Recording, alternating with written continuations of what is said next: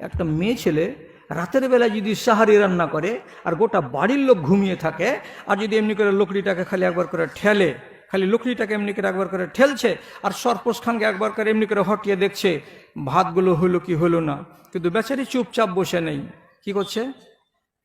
লকড়ি ঠেলছে আর মাঝে মাঝে বলছে আস্তাগফিরুল্লাহ, লকড়ি ঠেলছে আর মাঝে মাঝে বলছে সুবহানাল্লাহ, লকড়ি ঠেলছে আর মাঝে মাঝে অন্য একটা করে দোয়া বলছে। আল্লাহ রাব্বুল আলামিন বলছে, বান্দিরে তোর ডবল ডবল সোয়াবের মিটার একই সাথে ঘুরছে, একই সাথে ঘুরছে। কেমন ডবল? তুই যে রমজানে আছিস, রমজানের মিটার ঘুরছে, ওইটা মিটার তো ঘুরছে, তার সাথে সাথে তোর মুখ চলছে, মুখটা চলছে কখন? তো সাহারির টাইমে।